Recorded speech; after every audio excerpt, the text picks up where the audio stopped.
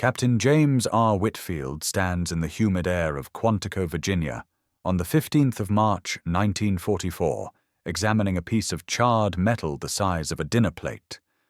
The fragment came from a Type 95 Hago light tank, 3.2 meters long, 2.07 meters wide, weighing 7,400 kilograms. This particular piece arrived via military transport from Guadalcanal 3 weeks prior, extracted from wreckage near the Matanico River. The steel shows distinctive deformation patterns, petalled edges curling outward at 45-degree angles, oxidation depth measuring 2.3 millimeters, and blast scoring that radiates from a central point of overpressure failure. The tank's 12mm frontal armor wasn't penetrated by conventional anti-tank weapons. It failed from internal overpressure.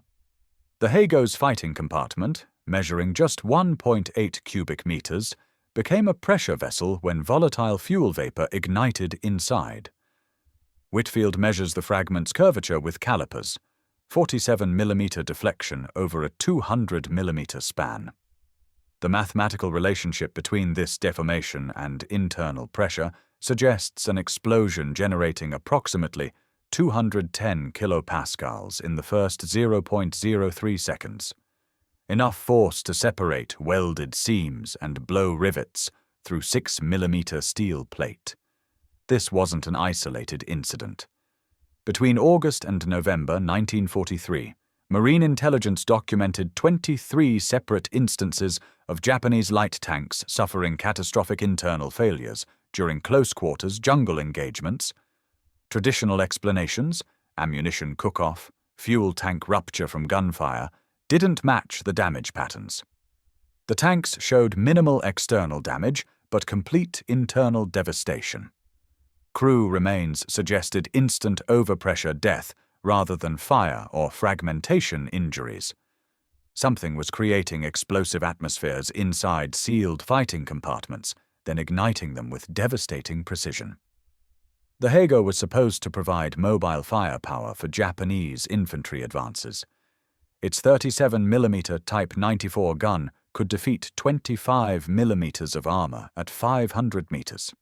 The tank's 120 horsepower Mitsubishi NVD6 120 diesel engine gave it a top speed of 45 km per hour on roads, 20 km per hour through jungle terrain. It was supposed to overrun Marine defensive positions through speed and concentrated fire. Instead, 5 of them became death traps in a single engagement on the 7th of September, 1943, destroyed by a trap so primitive that initial after-action reports were dismissed as exaggeration. Whitfield's examination begins with metallurgical analysis. He cuts a 50mm square sample from the tank fragment and mounts it in phenolic resin. After grinding through progressively finer silicon carbide papers, 180, 320, 600, 1200 grit, he polishes the surface with 3 micrometer alumina suspension. Under a binocular microscope at 100 times magnification, the steel's grain structure reveals itself. The base metal shows typical mild steel microstructure, polygonal ferrite grains averaging 22 micrometers in diameter with pearlite colonies at grain boundaries. Standard Japanese tank armor from the Yawata Iron Works, probably rolled in late 1942. The blast-affected zone tells a different story. Within 8 millimeters of the inner surface, the steel shows severe plastic deformation. Grain elongation reaches 300% in the direction perpendicular to the blast. Pearlite colonies have fractured and separated. The deformation pattern indicates a loading rate exceeding 10,000 kilopascals per second, far faster than combat damage from shell impacts, which typically load at 1,000 to 3,000 kilopascals per second. This was an explosion, not a projectile strike. Whitfield performs hardness testing across the fragment. Vickers hardness measurements at 5 kilogram load show the base metal averaging 140 HV, consistent with mild steel in the normalized condition. But the blast-affected zone shows work hardening up to 195 HV from the extreme plastic deformation. The hardness gradient is steep, rising from 140 to 195 HV over just 6 millimeters of depth. This confirms a sudden, intense pressure wave rather than gradual heating or slow structural failure. Chemical analysis of deposits on the inner surface reveals the ignition source. Whitfield scrapes 200 milligrams of residue from the most heavily oxidized areas and subjects it to wet chemical analysis. The residue contains 34% carbon by mass, 8% hydrogen, and trace amounts of sulfur compounds, consistent with petroleum distillates. But the carbon-to-hydrogen ratio is wrong for diesel fuel, which the Hago's engine consumed. Diesel fuel shows roughly 6-to-1 carbon-to-hydrogen by mass. This residue shows 4.25-to-1, indicating a lighter, more volatile petroleum fraction. Aviation petrol. The Americans called it avgas. 100-octane fuel with a flash point of -43 degrees Celsius and an auto-ignition temperature of 280 degrees Celsius. The Japanese used similar high-octane petrol for their Zero fighters and Betty bombers. In liquid form, it's dangerous. As vapor mixed with air at concentrations between 1.4 and 7.6%, it becomes one of the most explosive substances in conventional military service. The stoichiometric air-fuel ratio for complete combustion is 15-to-1 by mass. In a confined space, combustion of this mixture generates peak pressures exceeding 800 kilopascals and flame front velocities of 300 meters per second. Whitfield examines 5 more tank fragments over the next week. All show identical characteristics. All contain residue consistent with aviation petrol rather than diesel. The fragments come from 3 different Hago tanks destroyed in the same engagement.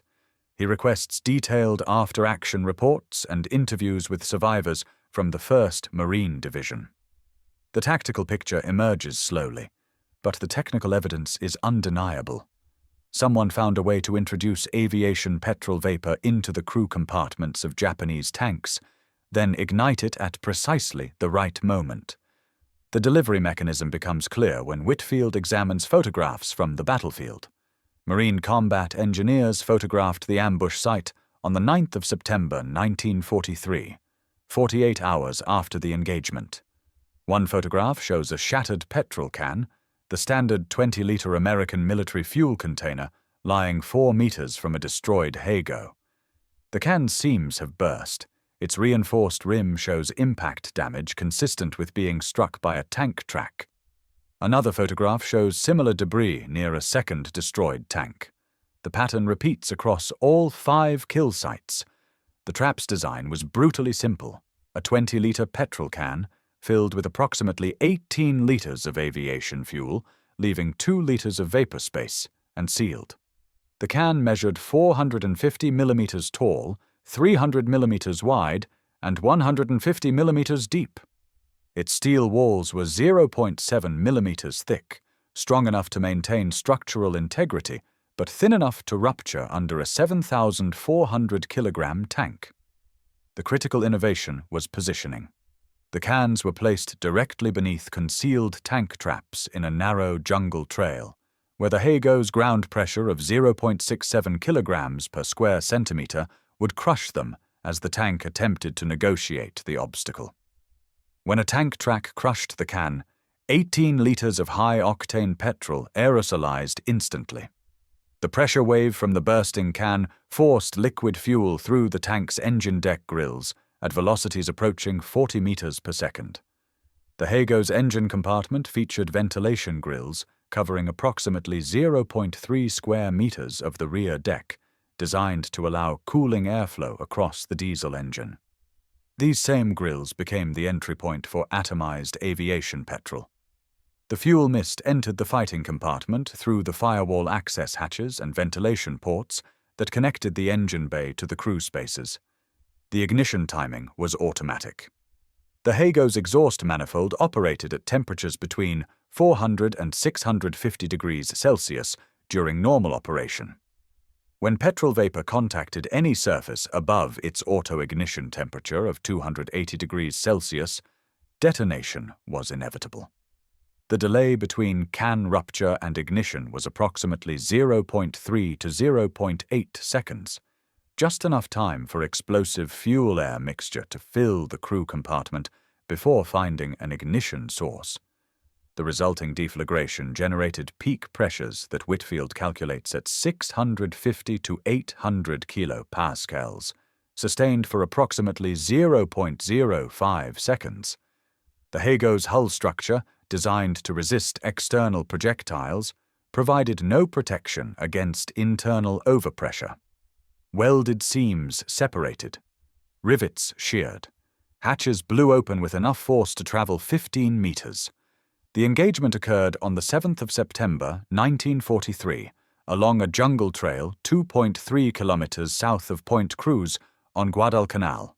Private First Class Anthony J. Molinaro, a 22-year-old combat engineer from Pittsburgh, Pennsylvania, conceived the trap whilst his platoon prepared defensive positions against an expected Japanese counterattack. Intelligence reports indicated a Japanese tank company, 12 Hago light tanks, was moving to support infantry operations against Marine positions near the Matanikau River. The trail through this sector was the only route that could support armoured vehicles. The ground on either side was swamp, impassable to tracked vehicles, weighing more than 2,000 kilograms. Molinaro had access to standard anti-tank obstacles, steel hedgehogs, wooden log barriers, and anti-tank mines. But mine supplies were critically low. Just 6 M1A1 anti-tank mines remained for the entire platoon sector. These mines weighed 5.3 kilograms each and contained 2.72 kilograms of TNT. Effective, but insufficient to stop 12 tanks. The alternative was shaped charges from bazooka rounds, but these required line of sight and exposed the gunner to machine gun fire from tank commanders. Molinaro needed a weapon that could destroy multiple tanks without exposing his Marines to direct fire. He observed that captured Japanese tank manuals, translated by Marine intelligence, specified that Hago crews were to keep all hatches buttoned during attacks through contested terrain. The fighting compartment, despite ventilation grills, became a nearly sealed environment when buttoned up. The engine compartment connected to the crew space through maintenance hatches and cooling ducts. Any volatile substance that entered the engine bay could potentially reach the crew. The question was delivery mechanism and ignition reliability. Aviation petrol solved both problems. Marine aviation units at Henderson Field had substantial stocks of 100-octane avgas. The fuel's extreme volatility made it dangerous to handle but ideal for creating explosive atmospheres. Molinaro calculated that a 20-liter can, when crushed under a tank's tracks, would release enough atomized fuel to create a flammable mixture throughout the Hago's combined engine and crew compartments, approximately 4.2 cubic meters total volume. At a stoichiometric ratio of 15:1 air to fuel by mass, 18 liters of petrol, mass approximately 13 kilograms, could theoretically create an explosive mixture in volumes up to 195 cubic meters. In practice, accounting for incomplete mixing and fuel condensation on cold surfaces, Molinaro estimated 10 to 15 cubic meters of explosive mixture, more than enough to fill a Hago completely. The trap layout required precise positioning. Molinaro's squad dug a narrow trench across the trail, 0.6 meters deep and 1.2 meters wide, designed to stop or slow tanks without destroying them outright. They placed petrol cans at the bottom of the trench, directly in the tank track's path. The cans were camouflaged with palm fronds and mud. Additional traps were placed at 20-meter intervals along a 120-meter section of trail. 7 cans total. 7 potential kills. The Japanese attack commenced at 0620 hours on the 7th of September. 5 Hago tanks advanced down the trail in column formation, spaced approximately 15 meters apart. The lead tank hit the first obstacle at 0634 hours. Its driver attempted to climb the trench face. The right track crushed the concealed petrol can. Witnesses reported a muffled explosion followed immediately by a larger detonation that blew the tank's engine deck off its mounting bolts. The tank rolled forward 3 meters before stopping. No crew members emerged. The second tank attempted to bypass the stopped lead vehicle by moving partially off the trail. Its left track sank into soft ground. As the driver reversed to regain the trail, the right track crushed a second petrol can. The explosion sequence repeated. Initial fuel release, brief delay, catastrophic internal detonation. This tank's turret hatch blew open, the heavy armoured cover travelling 12 meters and embedding itself in a palm tree trunk at a height of 4 meters above ground. The third, fourth, and fifth tanks attempted to retreat. Standard Japanese doctrine called for maintaining formation and supporting disabled vehicles with covering fire. But these tank commanders recognized they were facing an unknown weapon system that defeated armor without visible external attack. The third tank reversed over a petrol can placed 30 meters behind the initial obstacle. The fourth tank stopped and attempted to pivot, its right track crossing another concealed can. The fifth tank escaped the immediate kill zone but stopped 80 meters from the initial contact point. Its commander emerged from the turret hatch to assess the situation and was killed by marine rifle fire at 0641 hours. Post-battle damage assessment by marine engineers documented the effectiveness of Molinaro's trap. 5 tanks destroyed. 0 marine casualties during the engagement. The 3 destroyed tanks in the immediate kill zone showed severe internal damage, but minimal external damage beyond blown hatches and separated hull seams. Internal temperatures from the deflagration had been sufficient to ignite ammunition, causing secondary explosions in 2 vehicles. The third vehicle's ammunition had been consumed by fire after the initial fuel-air explosion. Japanese tactical doctrine changed within 2 weeks. Intelligence intercepts and prisoner interrogations revealed new standing orders for tank operations. Tanks were to maintain 50-meter spacing in restricted terrain, advance only after engineers swept for obstacles, and keep multiple hatches open during movement to prevent pressure vessel effects from fuel-air explosions. Tank commanders were instructed that any obstacle showing signs of disturbance should be engaged with main gunfire from a distance of at least 100 meters.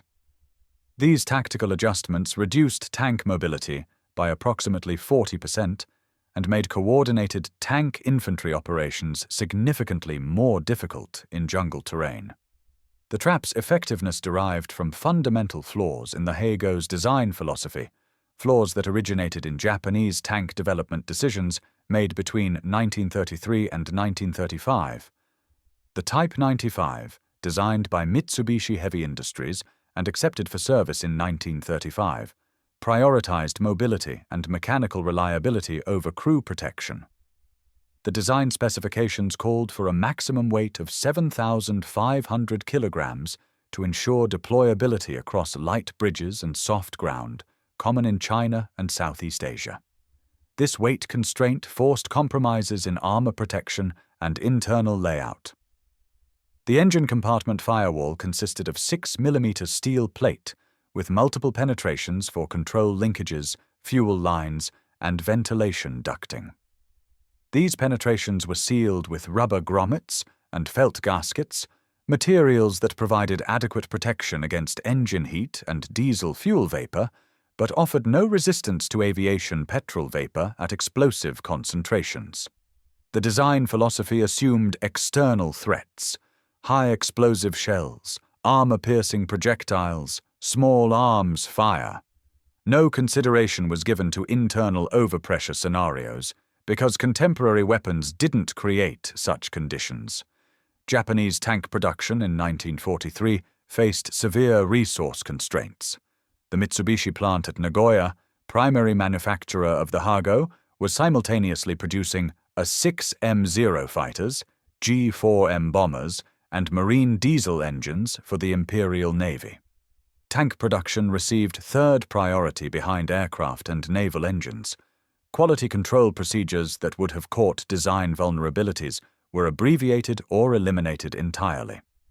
Production engineers at Mitsubishi identified the firewall penetration issue in a June 1943 technical review, noting that improved sealing of engine compartment interfaces would enhance protection against fuel fires resulting from combat damage. The recommended modifications would have added approximately 15 kilograms to vehicle weight and required 8 additional man-hours per vehicle during assembly. The modifications were never implemented.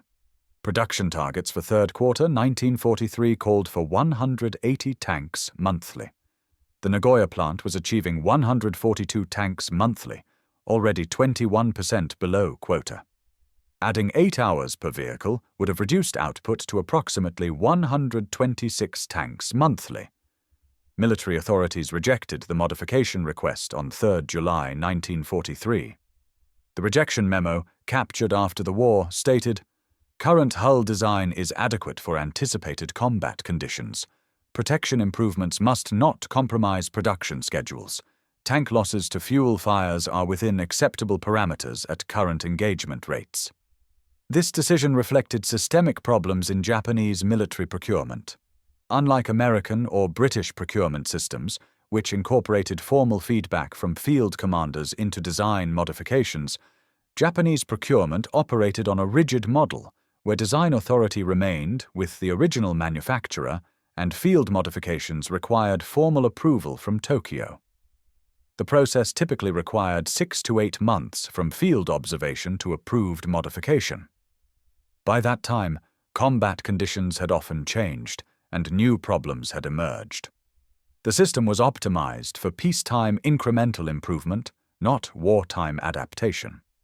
Field commanders had no authority to modify vehicles beyond immediate battlefield repairs. Marine intelligence documented multiple instances where Japanese tank crews attempted field modifications to improve ventilation or seal engine compartment leaks. These modifications were typically performed during multi-day maintenance periods at company-level workshops. They included welding additional armor plate over ventilation grills, installing wire mesh screens to prevent debris ingestion, and sealing firewall penetrations with available materials, including tarred canvas and sheet rubber. In every documented case, these modifications were reversed by higher authority during subsequent formal inspections. Japanese Army regulations specified that unauthorized modifications violated equipment acceptance standards and could result in disciplinary action against unit commanders. The workforce issues compounded technical problems. By September 1943, Mitsubishi's Nagoya plant employed approximately 4,200 workers on tank production lines. Of these, 38% were conscripted civilian workers with less than 6 months training. Another 23% were Korean forced laborers transferred from mining operations in Manchuria. Skilled metal workers who understood welding specifications and assembly tolerances comprised just 18% of the workforce. The remaining 21% were women and elderly men performing final assembly and quality inspection tasks. Training for new workers consisted of a 3-week course covering basic metalworking, blueprint reading, and assembly procedures. Welding training occupied just 4 days. Workers were expected to achieve production rates of experienced welders within 6 weeks of course completion. Quality inspections focused on dimensional accuracy and visual examination of welds. Penetrant testing of critical welds, standard practice for pressure vessels and structural components, was performed on sample welds from each shift rather than every vehicle. The sampling rate was 1 vehicle per 20 produced, 5% inspection coverage. This quality regime allowed systematic weaknesses to propagate through production.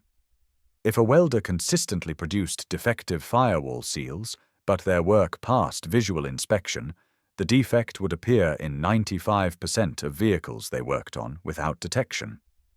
Post-war examination of captured Hago tanks at Aberdeen Proving Ground identified firewall weld defects in 34 of 40 vehicles examined, 85% failure rate. Defects included incomplete penetration, porosity, and slag inclusions that created leak paths through supposedly sealed bulkheads. These defects were invisible during normal operation, but became critical vulnerabilities when vehicles faced unconventional attacks, like Molinaro's fuel-air trap. Private First-Class Molinaro's written account, recorded during debriefing on the 9th of September 1943, captured the immediate psychological impact. "I watched the first tank brew up and thought maybe we got lucky, hit a fuel line or ammunition. Then the second one went the same way. The Japs started backing up and I realized it was working. Actually working the way I'd figured. Then I thought about the crews inside. You don't see much when a tank just explodes from the inside. No fire, no guys bailing out burning. Just an explosion and it's done. 5 tanks, probably 15 men. It was efficient. That's what bothered me. How efficient it was." The psychological burden of unconventional weapons affected both sides. Japanese tank crews who survived encounters with fuel-air traps developed acute anxiety about operating in restricted terrain. Lieutenant Takeshi Yamamoto, a platoon commander who lost 3 tanks to similar traps in October 1943, wrote in his diary, "The men request permission to dismount and clear every obstacle on foot before advancing. They fear the invisible explosion more than enemy guns. A shell you can see and perhaps survive. This weapon gives no warning. One moment the tank functions normally. The next moment, everyone is dead. There is no skill or courage that provides protection." Marine combat engineers faced different burdens. The trap's success led to widespread adoption across Pacific theater operations. By December 1943, standard marine defensive doctrine included fuel-air traps as a primary anti-tank measure in jungle terrain. Combat engineers received instruction in trap construction, fuel can positioning, and optimal spacing for maximum kill probability. The trap became routine. Molinaro's innovation transformed from desperate improvisation to standard operating procedure in just 3 months. The industrial workers who manufactured the Hago's flawed components carried their own moral complexities. Post-war interviews with Mitsubishi workers revealed that quality defects were not entirely accidental.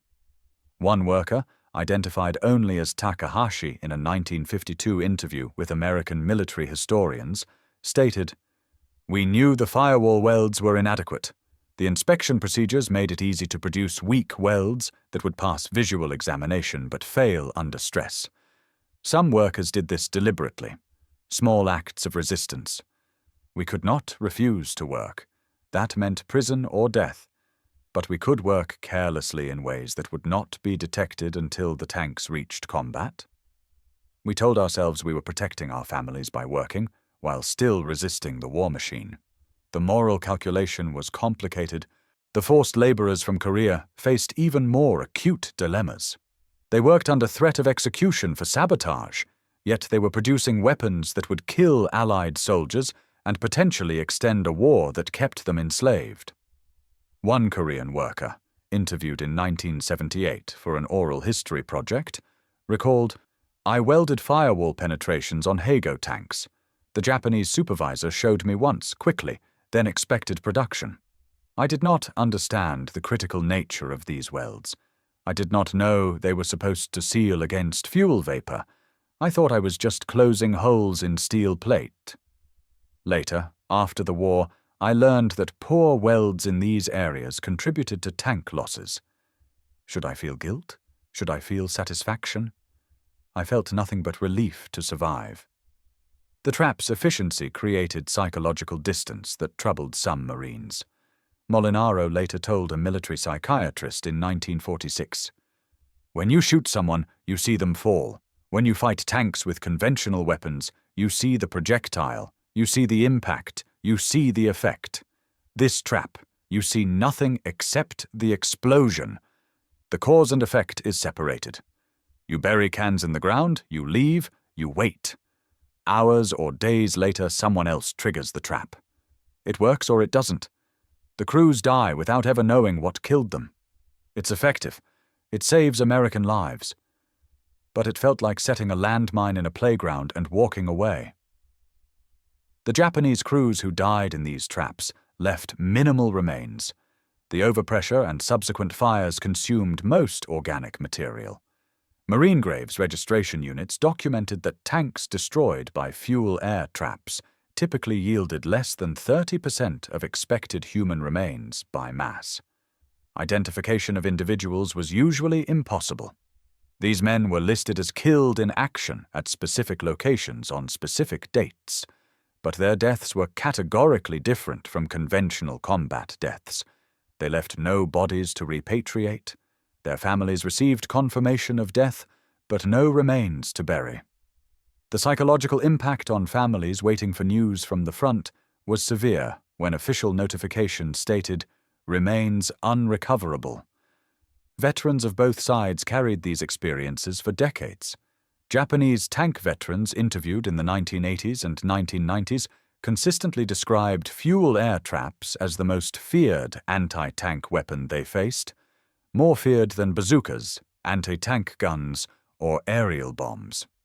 The psychological impact of facing an invisible, unpredictable weapon that offered no possibility of defense or escape exceeded the impact of weapons with higher lethality but visible signatures. American combat engineers who deployed these traps reported conflicting emotions. Pride in the weapon's effectiveness combined with unease about its impersonal efficiency. The trap reduced killing to engineering problem-solving. It was effective precisely because it removed human decision-making from the moment of death. The Technical Intelligence section of the Allied Translator and Interpreter Service examined 17 captured Heigo tanks between February and August 1944. Their comprehensive report, declassified in 1973, validated Molinaro's intuitive engineering. The report documented firewall weld defects, inadequate sealing of ventilation penetrations, and systematic quality control failures in Japanese tank production. Metallurgical examination of firewall components revealed weld penetration averaging just 3.2 millimeters in 6 millimeter plate, barely 53% of the specified full penetration requirement. These welds would resist normal operating pressures and temperatures, but provided no protection against internal overpressure events. The report's conclusions influenced post-war armored vehicle design across multiple nations. The concept of internal overpressure protection, largely ignored in pre-war tank design, became a fundamental requirement. American tank designs from 1945 onwards incorporated sealed crew compartments with positive pressure ventilation systems. The M26 Pershing and subsequent M46 Patton tanks featured crew compartments maintained at 1.2 kilopascals above ambient pressure, with engine compartments separated by gas-tight barriers. These barriers used welded construction with radiographic inspection of all welds, ensuring zero leak paths for fuel vapor or explosive gases. British tank design incorporated similar lessons. The post-war Centurion tank, entering service in 1945, featured a completely sealed fighting compartment with NBC nuclear, biological, chemical overpressure protection. The system maintained internal pressure at 2.5 kilopascals above ambient and filtered all incoming air through activated carbon elements. While designed primarily for chemical warfare protection, the system provided inherent protection against fuel-air attacks. The design philosophy explicitly acknowledged the Guadalcanal incidents. Vulnerability to internal overpressure was unacceptable in modern armored vehicle design. Soviet tank designers drew similar conclusions from captured German intelligence reports describing the Pacific Theater fuel-air traps. The T-54 tank, designed between 1945 and 1947, incorporated comprehensive compartmentalization with fireproof barriers between engine, fuel, ammunition, and crew spaces. Each compartment featured independent pressure relief venting that prevented overpressure propagation between spaces. An explosion in the engine compartment would vent through armored louvers in the deck, preventing pressure transmission to the crew space. This design philosophy persisted through subsequent Soviet tank generations. Modern main battle tanks treat internal overpressure protection as fundamental as armor protection. The American M1 Abrams, German Leopard 2, and British Challenger 2 all feature gas-tight crew compartments, positive pressure ventilation, and compartmentalized designs that prevent overpressure propagation. Fire suppression systems detect and extinguish fuel fires within 50 milliseconds, preventing vapor accumulation. These systems exist because combat engineers in 1943 demonstrated that internal overpressure could defeat armor that resisted direct projectile attack. The Type 95 Hago at the United States Marine Corps Museum in Quantico underwent comprehensive metallurgical examination in 2003 as part of a military history research program. Researchers from the Naval Surface Warfare Center Carderock Division examined firewall welds using modern ultrasonic testing and computed tomography. They identified the same defects documented in 1944: incomplete weld penetration, porosity, and lack of fusion in supposedly critical seal welds. Three-dimensional CT scanning revealed that approximately 18% of the firewall perimeter consisted of gaps or inadequately sealed penetrations.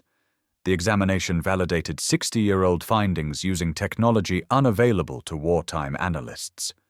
Museum preservation of Molinaro's original fuel cans proved impossible. The cans were discarded as battlefield debris in 1943. However, the museum fabricated replica cans using period-correct materials and documented the trap's construction based on Molinaro's written descriptions and battlefield photographs. The display includes metallurgical samples from destroyed Hago tanks, showing blast deformation and internal fire damage.